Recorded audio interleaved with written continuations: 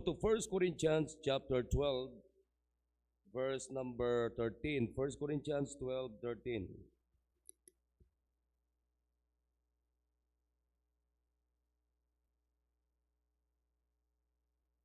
First Corinthians 12:13.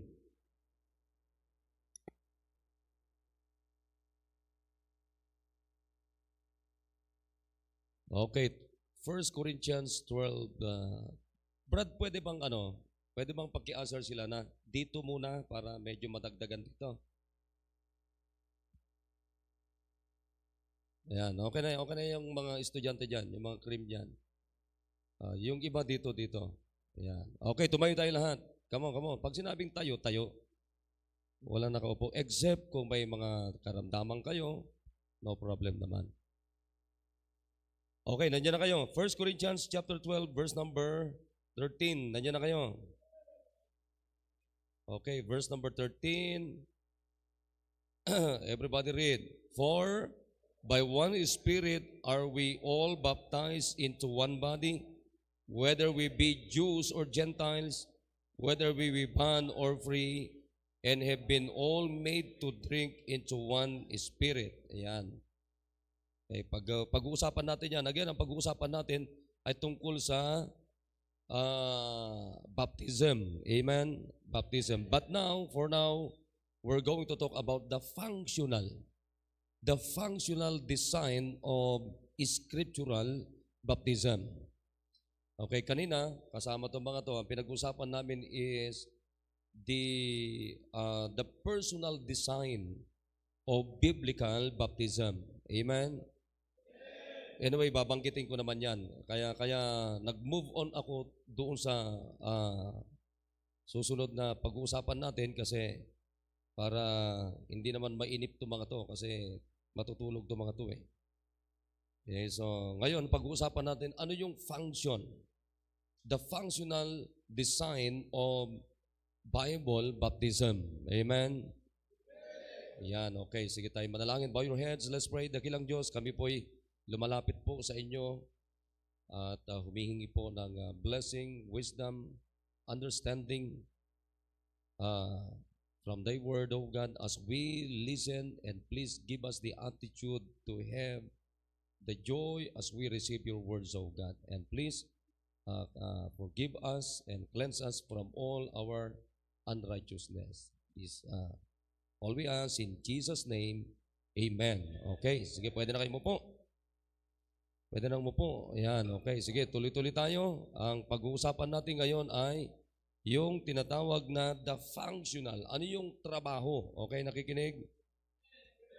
Ano yung trabaho? Lipat muna kayo dito kayo banda. Joyce, dito kayo.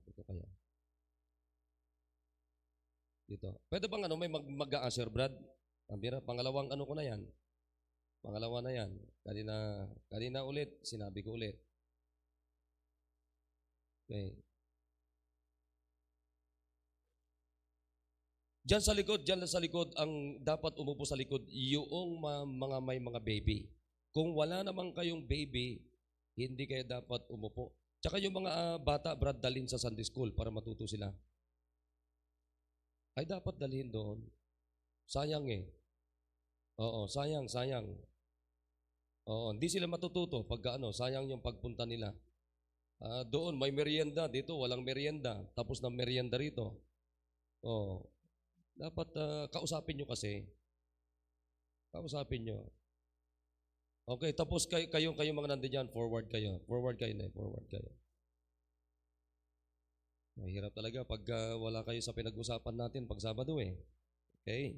So anyways, so again, ang pag-uusapan natin, ano yung function, the functional design of scriptural baptism. Pero wag niyong kakalimutan, ano yung personal design. Tayo kasi may dinisign ang Diyos diyan bakit mahalaga yung tinatawag na baptism. Amen? Now, una, ang bautismo it is an act of obedience. Amen? Ito ay, pangalawa, it is an act of evidence of our salvation. Ayan, tandaan niyo dalawang yan. Ang bautismo ay ito yung pagpapahayag publiko na tayo ay isang tunay na anak ng Diyos. Okay? Ebidensya yan na tayo talaga ay isang tunay na anak ng Diyos. Kasi ang bautismo, inuutos ito sa mga anak ng Diyos. Tingnan nyo dito sa binasa natin. Anong sabi ng Bible dito? For by one Spirit. Now, mapansin nyo dyan, that's a capital letter. It means the Holy Spirit. Are we all baptized into one body? Anong katawan niya na tinutukoy? That's the body of Christ, the church. Okay? So, anong sinasabi dito? Whether we be Jews or Gentiles, whether we be bond or free, and have made all and have been all made to drink into one Spirit. So, tandaan nyo, ang ibig sabihin nito, mga kapatid, ay tayo ay magpapasakop sa tinatawag na bautismo sapagkat upang tayo ay idadagdag tayo ng Diyos sa kanyang katawan. And what is the body of the Lord Jesus Christ? The church. Nakikinig? The church. That's the body of the Lord Jesus Christ. So una, kung makikita natin pagka ikaw ay tumanggap na kay Kristo, kinakailangan ipahayag mo kung ano ang ebidensya na ikaw talaga ay totoong tumanggap kay Kristo. And what is the evidence of being saved? Ano yung paano mo ipapahayag? Paano ka magpapahayag na ikaw nga talaga ay totoong tumanggap kay Kristo? Kinakailangan ipahayag natin ito through water baptism. Nakikinig? Ang bautismo, hindi ito naghuhugas ng kasalanan. Ang bautismo, hindi na nakakapagligtas. Subalit, ang bautismo, pagpapahayag na ikaw ay ligtas na. Nakuha niyo yung pagkakaiba? Ang bautismo, hindi nakakapagligtas. Ang bautismo, hindi nakakapaghugas ng kasalanan. Kundi pagpapahayag ito na ikaw ay nahugasan na ng kasalanan, pagpapahayag ito na ikaw ngayon ay isang tao na masayang nagsisi ng kasalanan at tumanggap kay Kristo. Yan ang bautismo na tinatawag na handa kang sumunod, handa mong ipahayag na hindi mo ikinakahiya sapagkat ikaw ay totoong merong buhay na walang hanggan. Anong nakakahiya? Pag tinanggap mo si Kristo. Sige nga, matanong ko lang kayo, meron bang nakakahiya pag tinanggap mo si Kristo? Sa totoo lang, ang nakakahiya, yung hindi mo tatanggapin si Kristo. Pag tinanggap mo si Kristo, anong matatanggap natin? Eternal life. Magagaling kayo anong tinanggap natin pag tinanggap natin si Kristo? Parang hindi sila naniniwala. Naniniwala ba kayo na may eternal life kayo pag totoong tinanggap niyo si Kristo? Ba't di kayo makasigaw? Di ba? So, tandaan nyo yan. Ngayon, pangalawa, ang sabi ko sa inyo kanina, baptism is the test of our personal obedience. Amen? Baptism is the test of our obedience to Christ. Ito yung testing. Kaya kung totoong tinanggap mo si Kristo, dapat meron kang personal na pagsunod. By the way, bago ko makalimutan, hindi mo kinakailangan tanungin si tatay, si nanay, si auntie, si uncle, si lolo, si lola, mga kapatid, yung kaibigan mo, para ikaw ay sumunod sa tubig ng bautismo. Hindi. That's your personal testimony. Nakikinig? That's your personal testimony. Personal mo yan. Kaya pag gumawa ka ng decision, it must be personal. Amen? Kasi tinan mo, nung tinanggap natin si Kristo, di ba personal din yon? Kaya nga pag tinanggap natin si Kristo, anong sinasabi natin? Tinatanggap ko si Kristo as my Lord and personal Savior. Di ba? Kaya hanggang sa pagsunod ng tubig ng bautismo, personal din na decision. Kaya kayo mga magulang, pag may nabautismo na yung anak nyo dito, bakit hindi ka nagpaalam sa akin? Hindi kasi ganun eh. Wala kasing ganun sa Bible, di ba? Naunawan nyo? O katulad ni yung eunuch na nabautismo, hindi naman nagpaalam sa lolo niya. Di ba? O yung nung nag-preach si Peter, nung nag-preach si Pedro, ilan yung naligtas? 3,000. And the same day, sabi ng Bible, naligtas sila. Eh, biro mo yung 3,000 na yun, hindi naman nagpaalam sa mga lolo nila. Hindi naman nagpaalam sa mga magulang nila. 3,000, walang ganun. Hindi naman nagpaalam sa mga kaibigan nila. Hindi. Because baptism is a personal obedience. Amen? Baptism is the test of our personal obedience to Christ. Sapagkat, ang sabi ko sa inyo, obedience comes through, o blessing comes through obedience. Amen? Hindi nyo ba alam na bawat pagsunod natin sa Diyos, merong kasunod na blessing? Again, sabi ng Biblia sa book of Deuteronomy, if ye obey, blessing. If ye will not obey, cursing. So alin ang gusto mong maging resulta ng decision mo? Blessing o cursing? Blessing o curse? Blessing, di ba? So anong gagawin natin kung gusto natin na ang result ng ating decision ay blessing? Anong gagawin natin? Come on, anong gagawin natin? Obey, di ba? Di ba? Oh, alam nyo, wala pang pinagpala ng Diyos na hindi sumunod. Pero lahat ng pinagpala ng Diyos, bunga ng pagsunod. Okay, nakuha nyo? Kaya napakahalaga yan, mga kapatid. Ngayon, dito tayo. Dito tayo sa pangalawa, sabi ko sa inyo kanina, baptism is an evidence of salvation. It is the answer. It means the response of a good conscience when which is obtained through the faith in the reality which baptism symbolize. Alam nyo, pag sumunod tayo sa tubig ng bautismo, yan ang ebidensya na tayo ay totoong masayang tumanggap kay Kristo. Nakuha nyo? Okay, by the way, may ano ko lang to, pero sasabihin ko ulit mamaya to. Pwede ba, mga kapatid, pag nandito kayo sa loob ng auditorium, wala munang nakabukas na cellphone.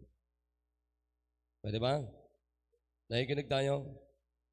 Unless kung yung cellphone mo ginagamit mo sa preaching natin. Pero alam nyo, merong nakakalungkot, nakakaya. Nakaraan,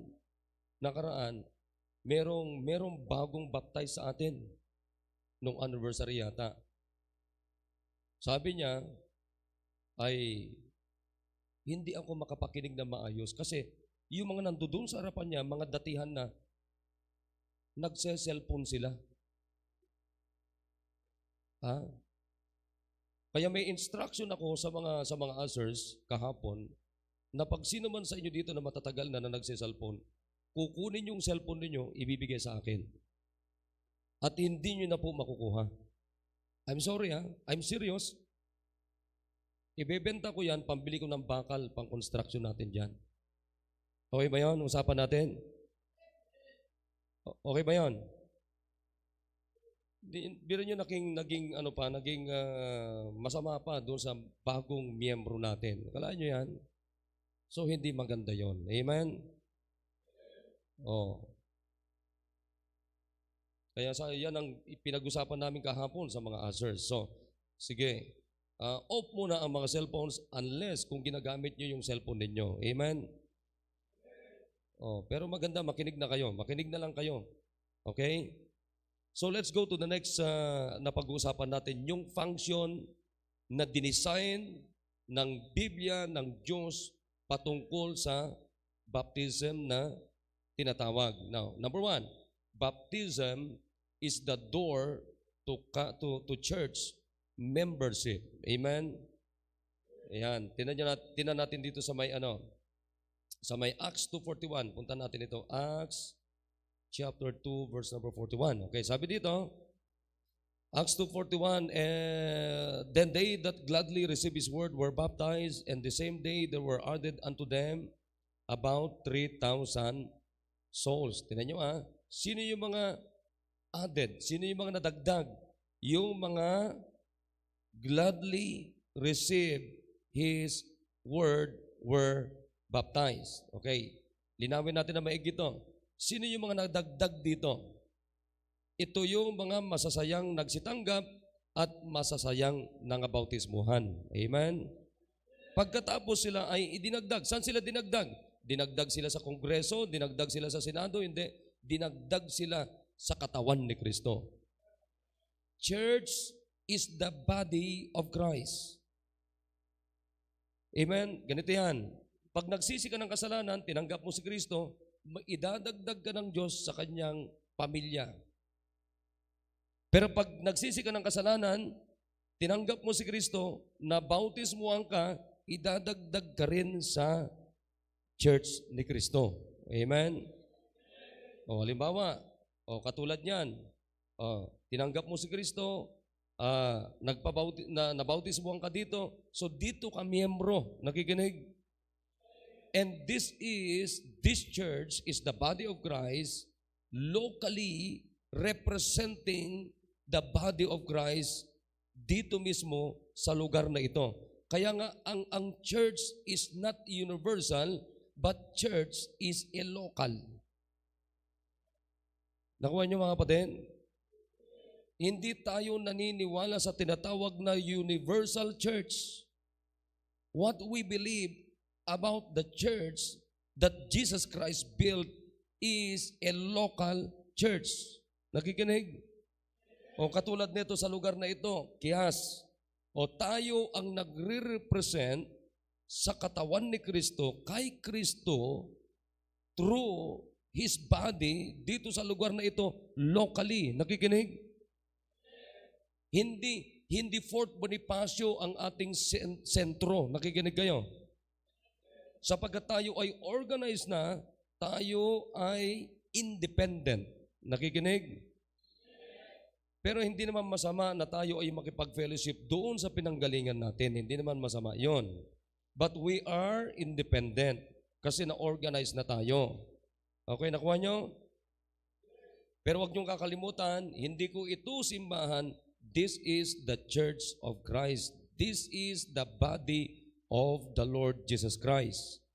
Kaya, kung kayo ay nabautismuhan, miyembro kayo dito, ibig sabihin, bahagi ka ngayon, kasama ka sa katawan ni Kristo. Tanong mga kapatid, yan ba ay blessing? Isipin nyo kapatid, isipin nyo na, idadagdag kayo, isasama kayo ng Diyos sa kanyang katawan. Wow, amen? So ngayon, mga kapatid, kaya nga, ito, again, sinabi ko ito sa inyo nakaraan, baptism is an identification with Christ. Amen? Pangalawa, baptism is also an identification with the body of Christ. Amen? Tandaan nyo, hindi ako ang nagdadagdag. Halimbawa, nabautismuhan ka na. Hindi ako ang nagdagdag sa iyo, kundi Diyos ang nagdagdag sapagkat sa Kanya itong simbahan.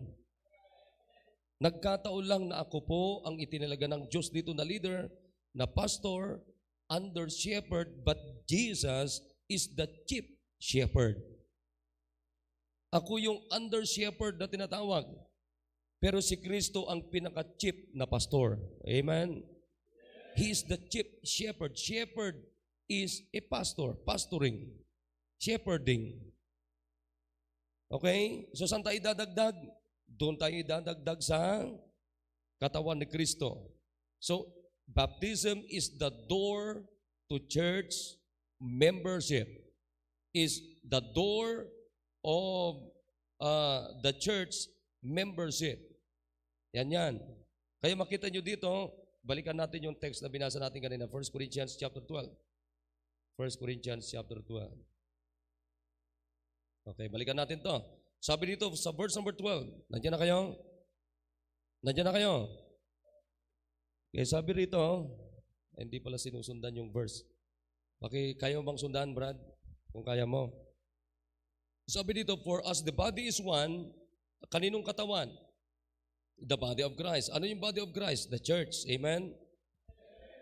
And hath many members, and all the members of that one body, being many, are one body, so also is Christ. Ayan.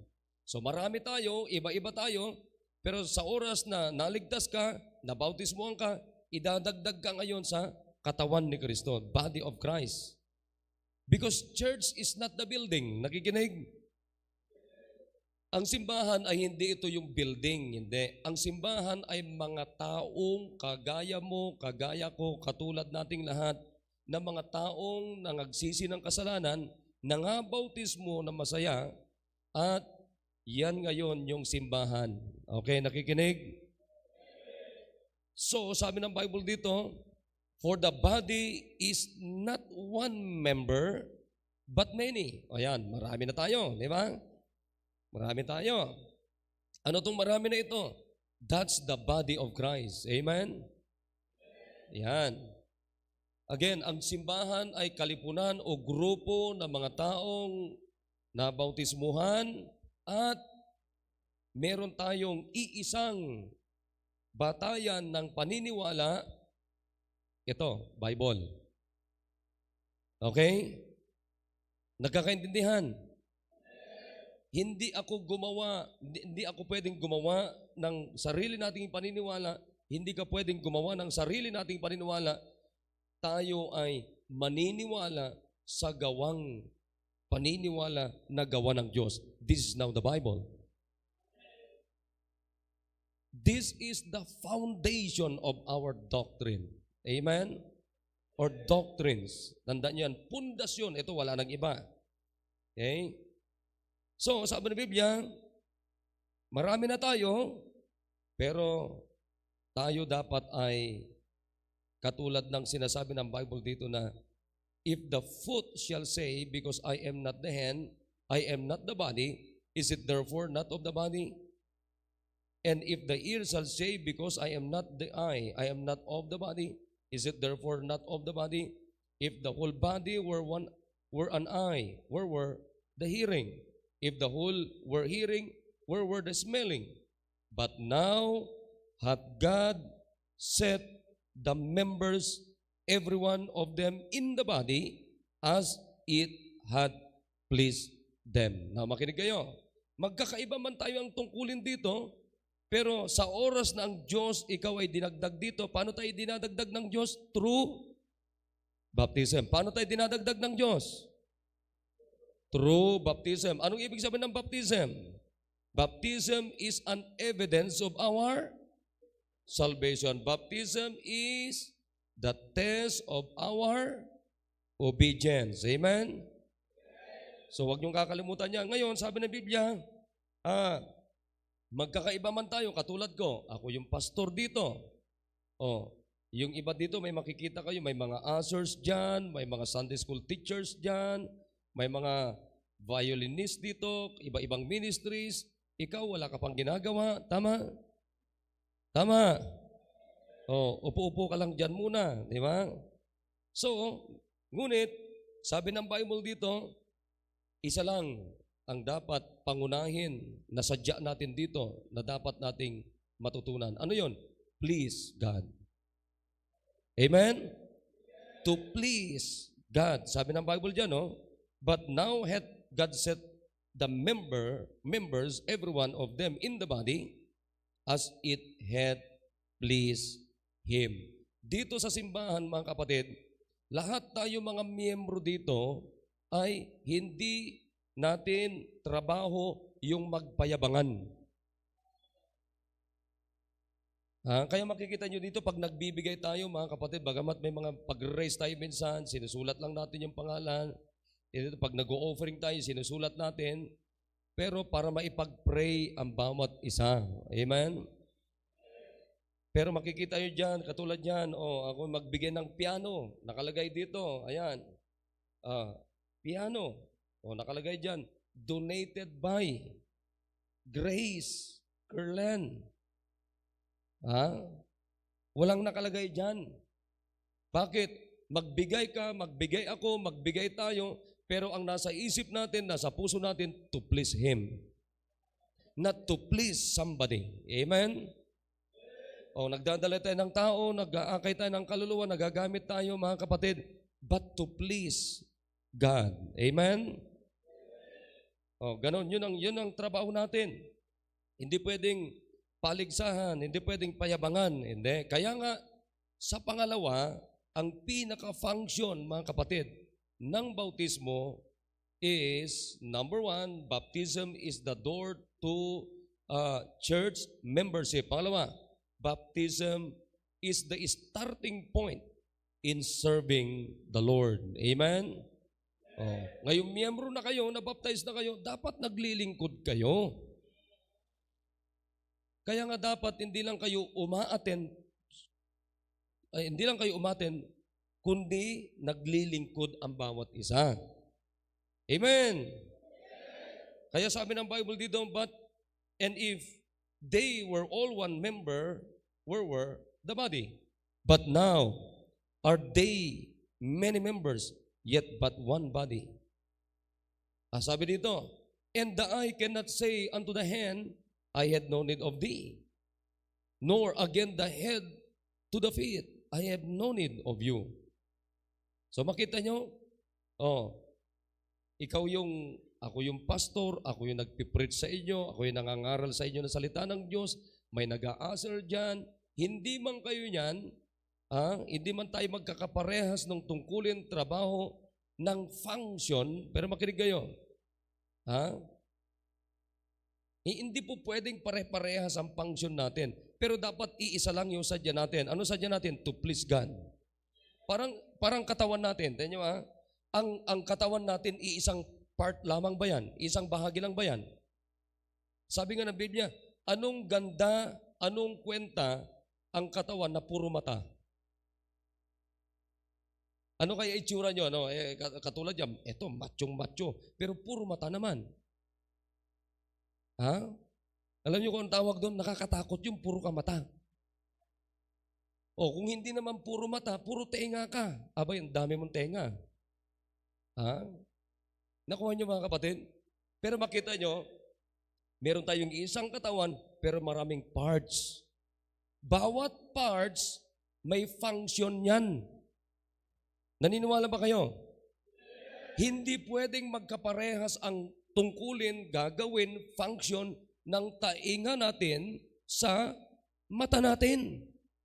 At hindi rin magkabaliktad yan. Isipin mo kung nandito ang tenga mo, tapos yung tenga mo ang may nakakakita, tapos yung mata mo ang nakakarinig. Isipin mo pagka, ano yun? Patingin nga. Ay, kapangit yun. At honestly, marami pa tayong mga body parts na hindi natin nakikita, pero nagfa-function sila. Nakikinig ba kayo? Pero tinan nyo iba ang function ng kamay, iba ang function ng daliri, iba ang function ng mata. Doon sa mata may kilay, may pilik mata. Tama? Nakikinig ba kayo? Iba ang function ng paa. Pero pag pinagsama-sama mo yung mga iba't ibang mga functions na ito, ng iba't ibang parts ng ating katawan, isa lang ang sadya niyan, to please the body.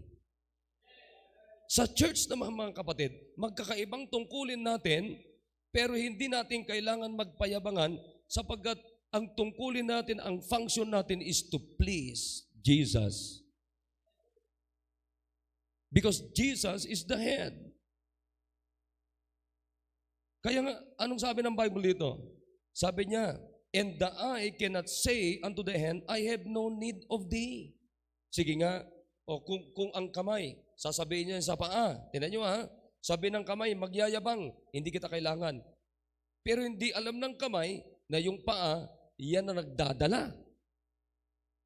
Okay, nakuha nyo?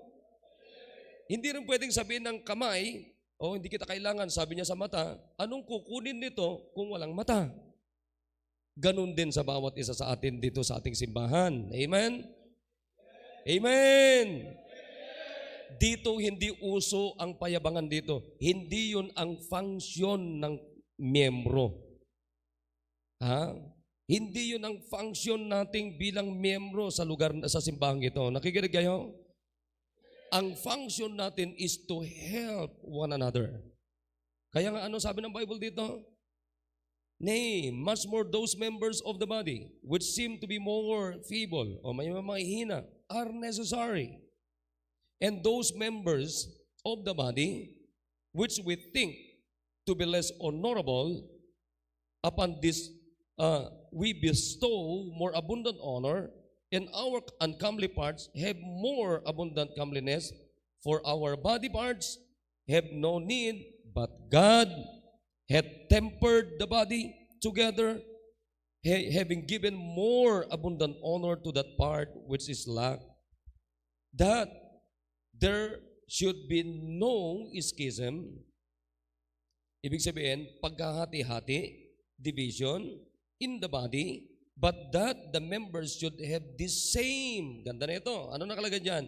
The same care one for another. Amen? Wala dito yung payabangan, wala dito yung paligsahan, kundi, alam niyo, dapat makita sa atin because we are the same, connected to one body, which the body of Christ. Wala tayong ibang iniisip, kundi i-please ang Diyos at nandoon yung care natin sa bawat isa. Nandoon yung malasakit natin sa bawat isa.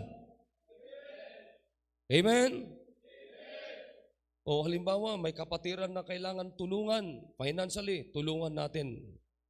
O may kapatiran na kailangan na ipanalangin kasi nasa hospital, ipanalangin natin. O may kapatiran na natutulog sa preaching, di ba? Ipanalangin natin na kunin na ni Lord. Tutulog kayo eh. Ha? Huwag kayo matulog. Ha? Sino mananalangin na pagka laging tulog dito ay kunin na ni Lord? Sino may gusto noon? Ha? Natutulog kayo eh. Matulog kayo kasi sa bahay ninyo. Amen? Pag nandito ka kasi nakikita mo lahat eh. Kanina sabi nung, gumanon din siya nung sinabi ko gano'n.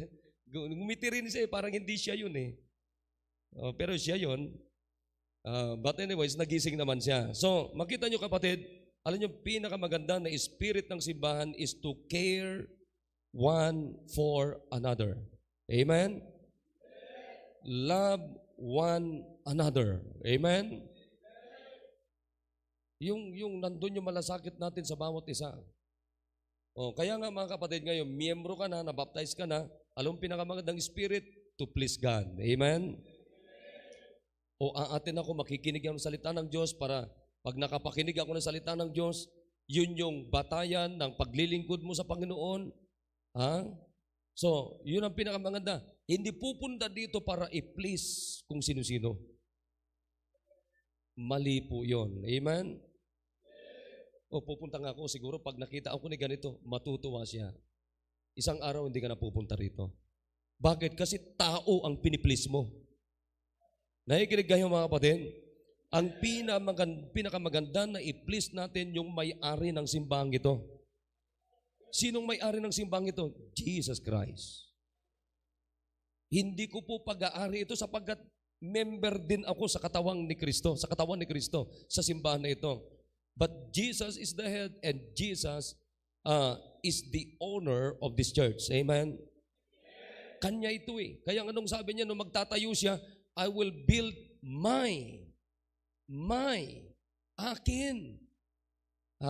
Church. Kaya dito, wala akong karapatan na yabangan kayo, wala kayong karapatan na yabangan nyo ako, ganun din po ang bawat isa, but to care for one another. But to love one another. Amen? Magtulong-tulong tayo, nakikinig tayo. Yan ang pinakamagandang kaisipan. Yan ang pinakamagandang espiritu. Kaya nga, papaano tayo magkatulong-tulong? We serve God. Amen? We serve God. Maglingkod tayo sa Panginoon. Yan ang pinakamagandang paraan para tayo magkatulong-tulong. Paano tayo maglilingkod? Base dito. Amen! Ang paglilingkod natin ay hindi nakabase kung ano-anong mga basehan natin, kundi nakabase sa Biblia. Amen? Dapat lahat ng ginagawa natin sa church, it must always be Bible-based. Amen? O, tinan nyo, nung tinanggap natin si Kristo, Bible-based, scriptural, biblical. Amen? Nung nabautismuhan tayo, Bible-based. Kaya hanggang pag naglingkod tayo, Bible-based pa rin. Amen? It must be all scriptural. Scriptural yung salvation natin, scriptural yung baptism natin. Dapat scriptural din yung ating paglilingkod. Malinaw? Oh, I hope nagkakaunawaan na tayo. Amen? So ano yung mga pinag-usapan natin tungkol sa baptism? Number 1, yung personal design ng baptism is an act of obedience. Amen? Number 2, it is an act of salvation. Amen? Evidence of our salvation. And then dito naman, anong function? Ang function niya, kapatid, ay pag nabaptize na tayo, idadagdag tayo sa katawan ni Kristo. Amen? Oh, anong function ng baptism? Pangalawa, tayo ngayon ay pwede nang maglingkod sa Panginoon. Bakit? Kasi miyembro na tayo eh. Di ba? Nakuha niyo? Tingnan nyo, anong kwenta ang body parts natin kung hindi connected sa body? Sa tingin nyo mga kapatid, magpa-function yung body parts natin kung yan ay disconnected or naka-disconnect sa katawan? Palagay nyo? Palagay nyo? Magpa-function ba yung katawan natin, body parts natin, kung naka-disconnect sa katawan natin? Definitely no. Di ba? Pero kailang magpa-function yan? Pag naka-connect. Ganon din tayo, hindi tayo makapaglingkod kung hindi tayo connected sa katawan ni Kristo. Pero kailan tayo magpapangsyon mga kapatid? Once we connected from the body of Jesus. The church. Amen? So kailan tayo makukonect? Through baptism. I hope nagkakaliwanagan na tayo. Amen? Ay, palagay ko, pag hindi nyo pa naman naintindihan yan, yun napakasimple lang. Okay, so I hope may natutunan tayo. Kayo mga hindi pa nabaptize, dapat kayong magpabaptize. Amen? Okay, baka sinasabi niyo pa, Pastor, yung baptistic kasi, medyo marumi na eh, kulay gatas na eh. Ha? Alam niyo, nangyari yan. Kaya nga sabi ko sa mga asors kagabi, kila Brad Edgar, sabi ko, meron tayong 3 baptistry dyan. O, pag medyo marumi na ito, kasi yung iba, doon na sila naliligo eh. Dapat. Ha? Pero sabi ko, pag marumi na, doon sa kabila. Pag marumi na, palitan. Marami naman tayong tubig. Mahalaga yan. Mahalagang bautismo. Nakikinig tayo. That's the only way mga kapatid, para tayo ay magsimulang maglingkod sa Panginoon. Magsimulang magkaroon ng function. Amen? Yan, so wag niyong kakalimutan yan. Maliw na ba yung baptism na pinag-usapan natin? Okay, sa susunod, alam niyo na, ang dami kong mga lesson na gustong ibigay sa inyo. Napakaganda itong mga lessons natin. Alright. So I hope may natutunan tayo. Tumayo lahat at tayo manalangin. Dakilang Diyos, salamat po sa amin pong narinig. Bless niyo po ito, Panginoon. Patuloy po ito na bunga sa amin pong buhay, Panginoon. At bless niyo po mga susunod pa pong mga bahagi. In Jesus' name, Amen. Alright.